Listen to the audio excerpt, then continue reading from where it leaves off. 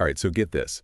What if, like, all this stuff you know, like all your expertise could actually become, like, money? We're talking major disruption, like the internet in the 90s, but for jobs. Yeah.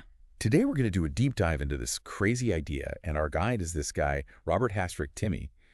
Maybe you know him as Morpheus Sphinx from Blockchain Company. Oh, yeah. Morpheus Sphinx. Yeah. So they just released this podcast, and it's really interesting. Yeah. He lays out this whole vision of the future that's both really exciting and kind of scary, to be honest. Well, and what's really fascinating is he's not just talking about robots replacing factory workers. Right. He's saying that AI is going to change everything about how we work, like white-collar jobs, too, from lawyers to accountants, everybody. Yeah, and he's got sources for this. He's not just making stuff up. Right. Like he says, the World Economic Forum, Oxford University, even Goldman Sachs and McKinsey, all of them are predicting tons of jobs are going to be lost because AI can do what humans can do, but faster and cheaper. And he gives a few examples that really bring this home. Like how even the Trump administration, way back when, saw some government departments shrink because they brought in AI. Oh, wow. And then there's this company, Claire, and they actually increased their revenue while they were downsizing their workforce thanks to AI. Okay, so that's the scary part. Right. But he also says that this whole disruption thing, it could lead to a bunch of new opportunities, just like what happened with the internet. Mm-hmm. Think about Blockbuster gone. Yeah. Buying CDs, ancient history. Yep.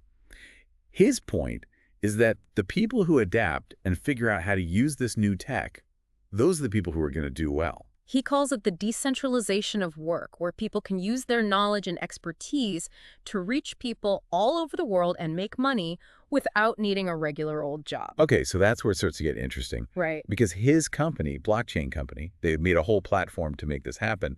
It's called 4GPT. Right, 4GPT. 4GPT. 4GPT. Hmm. Like, I feel like we've all heard this buzzword, but can you, explain this to me like I'm 5 years old? What is 4GPT? Like, in the simplest terms. So imagine YouTube, but instead of just putting up videos and hoping they go viral, you're sharing your knowledge and you actually get paid for it directly. Okay, now that makes sense. But how does it actually work, like in real life? So let's say I'm like an expert in, I don't know, ancient Egyptian hieroglyphics. Okay, yeah. What would I do on 4GPT? So you'd set up what they call a prompt media channel. It's like your own little center for all your knowledge. Oh, fun. On this channel, you'd make prompts, and these are like questions or tasks that have to do with what you're an expert in. Okay, so give me an example, like a real prompt that I might actually create. All right, so your prompt could be something like, translate this inscription from King Tut's tomb, or what's the meaning of the Ankh symbol in Egyptian mythology? And then you would provide the answers or insights, and people who want to learn about ancient Egypt would pay to see your prompts. Oh, so it's kind of like teaching mini courses or giving little tutorials, but like super specific and bite-sized. Exactly. And people can subscribe to your channel to see new stuff regularly, or they can just buy individual prompts from a marketplace, almost like a knowledge bazaar. Now, how do people pay? Do they use dollars, euros, Bitcoin? I'm already getting confused with all the terms. So that's where things get kind of technical. 4GPT has its own special currency, and it's called 4IR credits.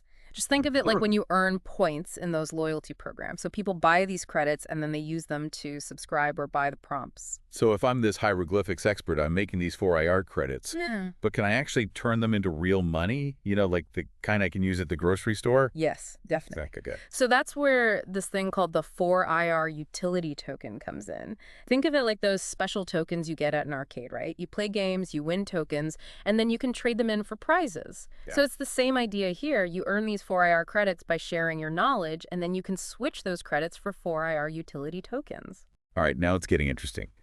But why are these tokens valuable? Can't anybody just create a token and say it's worth something? Well, what makes the 4IR utility token special is that it's been approved by the EU's AMF, that's their financial regulator. So that means they've been through this whole process to make sure everything's legit. And it makes people feel better knowing that it's not some shady operation. So it's kind of like how a stock being on a big exchange makes it seem more legit. Exactly. And because it's been approved, people can actually trade the 4IR utility token on cryptocurrency exchanges, just like Bitcoin or Ethereum.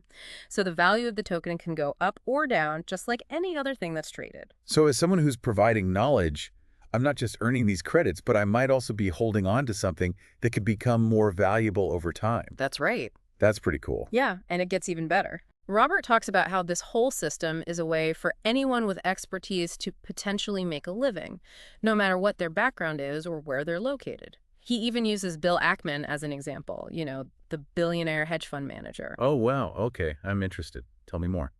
Imagine Bill Ackman sharing all his stock trading secrets on 4GPT. People would be all over that, paying a lot to learn from the master himself, right? Right, it's like getting a private lesson from someone world famous, but without having to pay a ton of money or having to know the right people to get access. Exactly. And this doesn't have to be just about finance. Think about learning astrophysics from Neil deGrasse Tyson or creative writing from Margaret Atwood. It's like giving everyone access to the smartest people in the world, breaking down all the traditional barriers of who gets to learn from who. And it totally changes how we think about job applications. Forget about sending out resumes. Oh, please, anything but those soul-crushing resumes. Right? What's the 4GPT way of doing things? So just imagine, instead of a resume, you show off your skills by actually doing tasks that are relevant to the job. Oh, so instead of just listing what I can do, I'm actually showing them my knowledge and how I can solve problems. It's like you're letting employers see how you think, showing them how you approach challenges in their field. I love that. It's like showing your proof of knowledge right there in action. Exactly. And it's not just for individuals, right? Nope. Robert says companies can use 4GPT too. Oh, yeah, definitely. Imagine a software company creating a channel with prompts that walk potential customers through their platform, answer their questions, and show off all the cool features. It's like marketing, but way more interesting and actually teaching people stuff instead of just having them read a brochure or watch a sales demo. Right. And this could be huge for getting new leads, attracting customers who actually care about what you're doing. Exactly. And 4GPT takes it even further by encouraging collaboration and interaction. So users can actually challenge the prompts, have discussions, even work together on projects within those channels. So it's not just knowledge being handed down from on high. It's more like a big community where everyone's learning from each other and building on each other's ideas. That's right. I have to say, this is way more interesting than I thought it would be, but I also have like a million more questions. What about... Hold on. I think we need to take a breath and unpack some of these bigger questions about what this all means for the future of work. Okay, yeah, good idea. We'll get into all of that in the next part. Okay, I'm still wrapping my head around all this. 4GPT, knowledge as currency, utility tokens. It's a lot. But the more we talk about it, the more I see how this could change everything, not just for people, but for whole industries. It really is like a whole new way of thinking about things. We've been talking about the knowledge economy forever, but 4GPT feels like the first time someone's actually making it real. Yeah, and it's not just some futuristic fantasy. Like, we're already seeing the early stages of this with those online learning platforms like Coursera and Udemy. Right. People are paying for knowledge to learn from experts. But 4GPT takes it to a whole other level. It does. It cuts out the middleman and puts the power in the hands of individuals so they can reach a global audience without going through traditional gatekeepers. It's like the Wild West of knowledge, a gold rush where anyone can stake their claim and build their own knowledge empire. And the best part is, it's not like a winner-take-all situation. Right. Everyone wins. People who want to learn get access to all this knowledge and expertise, and the experts can make money in ways they never could before. That's what's so cool about it. It opens up so many possibilities, especially for people who've been left out. Imagine a stay-at-home parent who loves history suddenly being able to share that knowledge with the world and earn money doing it. Or a retired engineer mentoring young people all over the globe. It's really empowering, right? Yeah. And it could also help with the skills gap that so many companies are struggling with. Instead of looking at those traditional qualifications and resumes, they can tap into this global pool of talent and find people with the skills they need, no matter what their background is or where they live. And that's where this idea of proof of knowledge is so important. Yeah. It's not about what school you went to or what your resume says. It's about what you can actually do, how you can use your knowledge to solve real problems. It's like a meritocracy of knowledge, where your skills speak for themselves. That's a good way to put it. I love that. But what about the downsides? I mean, any system this big is going to have some challenges, right? Of course, every revolution has growing pains. Hmm. One challenge that comes to mind is quality control. How do we know that the information on 4GPT is actually accurate and reliable? That's a great point. We don't want just anyone to be able to upload any old information and call themselves an expert. Exactly. What about plagiarism? How do they stop people from just copying other people's work? Right, those are important questions. Yeah. And it'll be interesting to see how 4GPT deals with them as it grows. I'm also curious about what this means for schools and universities. Hmm. They're already dealing with all these online learning platforms, but 4GPT feels like it could be a whole other level of disruption. It could definitely shake things up for the education system. Imagine universities making their own 4GPT channels, with courses and expertise from their best professors, reaching students worldwide, and making money in new ways. It's like taking the best parts of universities and making it available to everyone, anywhere in the world. Right. But wouldn't that also kind of hurt their current business model? Well, it could be a problem, but it could also be an opportunity for them to change and adapt. Okay. Instead of seeing 4GPT as a threat, they could use it to make what they offer even better and reach more people. Mm-hmm. It could even lead to a more personalized approach to learning, where students get more individual attention. Now that's interesting. Imagine students being able to create their own learning paths, choosing the prompts and experts that fit their interests, and learning at their own pace. That's so different from the one-size-fits-all way we're used to. Exactly. And think about all the possibilities for collaboration and peer-to-peer learning. Yeah. Students could work together on prompts, challenge each other's ideas, and learn from different perspectives. It's way more dynamic and engaging than just sitting in lectures or reading textbooks. And AI tools could make this even better.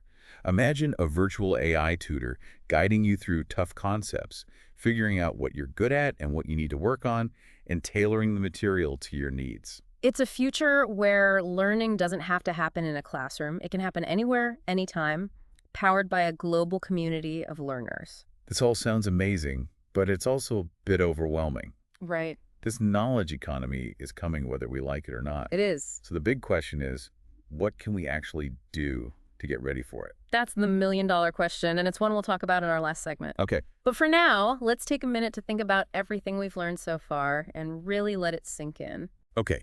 Deep breaths, everyone. Deep breaths.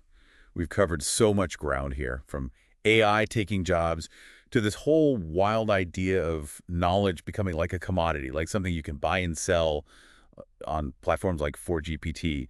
But let's be real for a sec. Change is scary. What does all this actually mean for us, for our jobs, for our future? Yeah, it's easy to get lost in all the cool new tech and the possibilities. But in the end, we all want to know how to navigate this changing world and not get left behind. Exactly.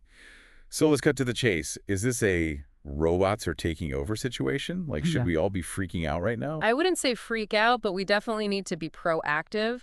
Remember when the internet came along? It disrupted so many industries, but it also created tons of new ones that we couldn't have even imagined. This feels kind of similar. There will be people who benefit from this knowledge revolution and people who don't. So the question is, which side do you want to be on? Okay, so no need to panic, but definitely don't stick our heads in the sand either. Yeah. What can people actually do to get ready for all of this? The key is to never stop learning.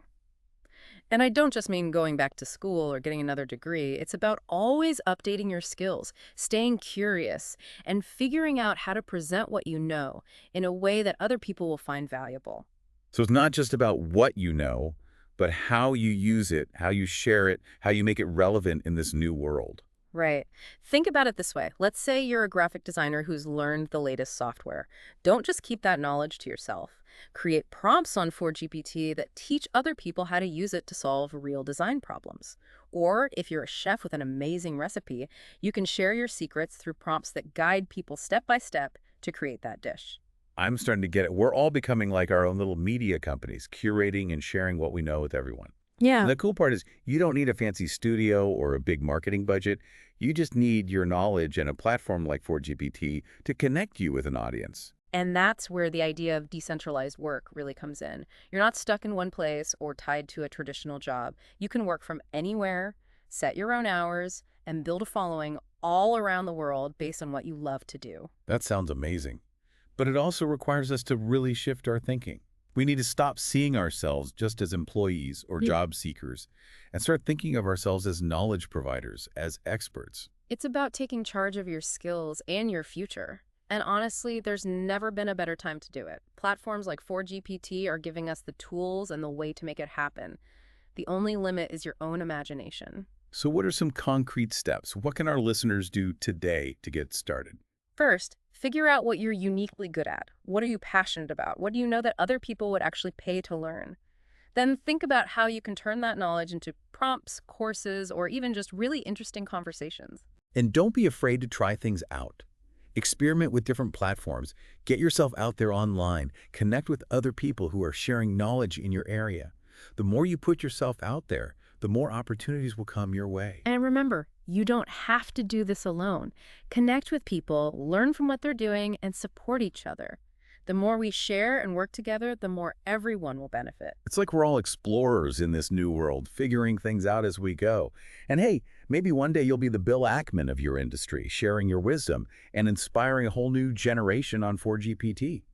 The possibilities are pretty much endless. Yeah, the future is always uncertain. But one thing's for sure, knowledge is power.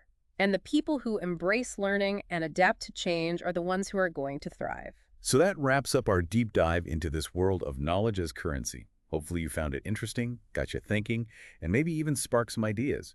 Remember, in this new era, knowledge isn't just power, it's the key to a whole world of possibilities. Get out there, embrace your inner expert, and let your knowledge shine. And until next time, keep those brains working and never stop exploring.